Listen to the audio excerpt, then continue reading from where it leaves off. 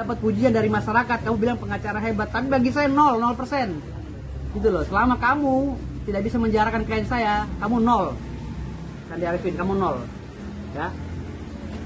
Nah, saya juga. Halo Sobat Fakta, Bang Pin ketemu lagi dengan Bang Pin yang terus mengabarkan fakta viral seputar selebritas tanah air yang terus saja bikin berita.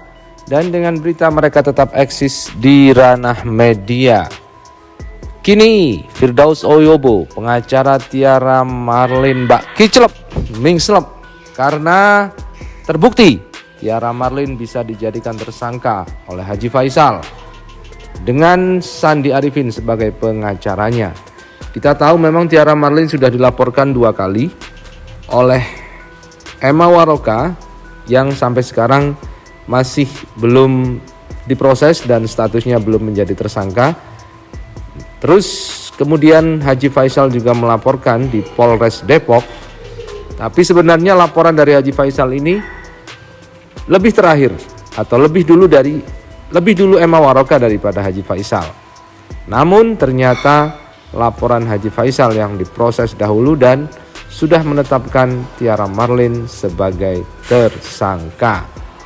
Nah, bagaimanakah respon dari Firdaus Oyobo saat mengetahui bahwa kliennya sudah menjadi tersangka? Yuk simak saja kupas tipis-tipis fakta Bang Pin kali ini. Like, subscribe, and komennya ditunggu. Dan jangan lupa selalu ada doa dalam setiap lentikan jarimu. Dapat pujian dari masyarakat, kamu bilang pengacara hebat, tapi bagi saya 0% gitu loh. Selama kamu tidak bisa menjarakan klien saya, kamu 0. Sandi Arifin, kamu 0 ya. Nah, saya juga sudah memberikan semua somasi kepada pihak-pihak, termasuk si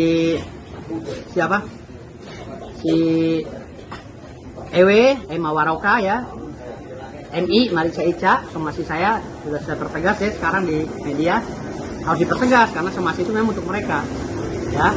Haji Faisal, lalu salah satu rekan kami Rasman Arif Nasution, itu juga saya somasi. Isi somasinya mereka berempat harus minta maaf kepada Tiara Marlin karena laporannya tidak masuk. Bung Dr. Rasman Nasution, saya perjelas lagi, Anda belum bisa menjarakan Tiara Marlin. Artinya unsur pasal 220 KUHP dan unsur pasal 242 KUHP termaktub di dalam situ dan Anda diduga melanggar. Siap-siap Rasman, kita akan bertemu di satu pertarungan yang lumayan ini, oke? Bung Rasman. Oke, saya tunggu nyali Anda, Rasman Nasution, dokter hebat ya. Anda telah diduga ya, telah membuat berita negatif tentang klien saya. Dan dengan menyebutkan nama klien saya dengan secara gamblang, dengan jumawanya Anda menyebut. Pada situ undang-undang pers tidak boleh menyebutkan nama kalau belum ada bukti otentik. Tapi Anda udah jumawa ya, kita tunggu. Ya, begitulah sesumbar dari Firdaus Oyobo kepada Sandi Arifin yang merupakan pengacara Haji Faisal yang menggugat Tiara Marlin dan menduga melakukan tindak pidana pencemaran nama baik. Dan akhirnya berkat kecerdasan Sandi Arifin, Tiara Marlin bisa menjadi tersangka.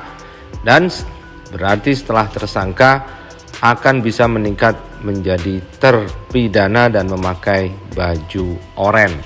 Sesumbar dari Firdaus Oyobo akhirnya dibuktikan dengan diam oleh Sandi Arifin di Polres Depok dengan terbitnya surat penetapan sebagai tersangka untuk Tiara Marlin.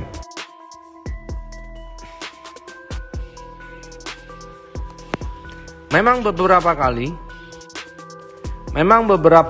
kali Firdaus Oyobo seakan mengejek Sandi Arifin dengan menantangnya di media sosial untuk mempenjarakan kliennya Tiara Marlin, termasuk Dr. Rasman Arif Nasution, pengacara yang membela Emma Waroka yang juga melaporkan Tiara Marlin.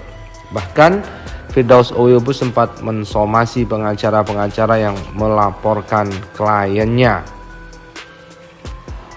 Dan berikut ini adalah perkataan dari Firdaus Oyobo yang akhirnya dipermalukan oleh Sandi Arifin dan Haji Faisal karena mereka berdua telah berhasil memberikan bukti-bukti dan kecerdasan sehingga Tiara Marlin akhirnya menjadi tersangka.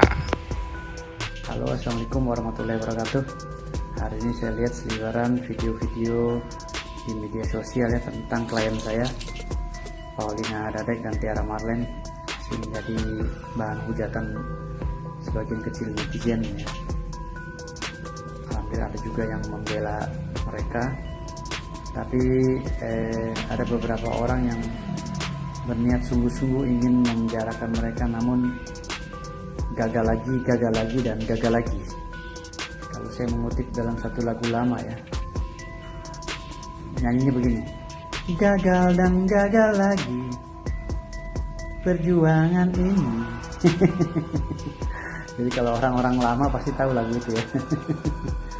Jadi mulai dari, kalau perang tuh udah mulai dari mortir biasa ya kan, rudal, nuklir sekalian, atom gitu, udah diturunin semua sama mereka tuh. Tapi gagal lagi, itulah yang saya bilang tadi.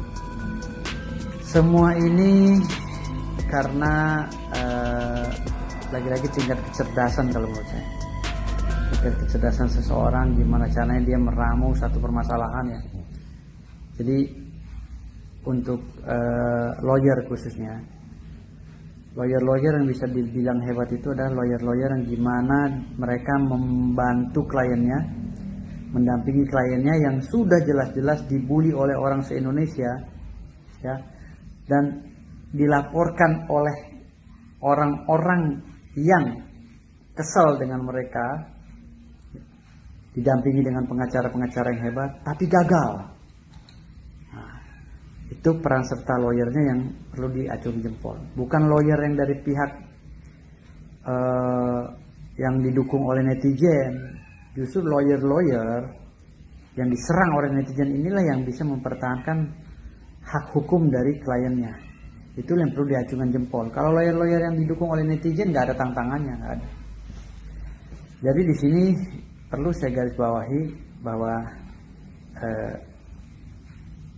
3 klien saya, Puput Sudrajat yang dikeluarkan memakai baju oranye sejak awal ketika beliau masih bersanding dengan Pak Dodi Sudrajat.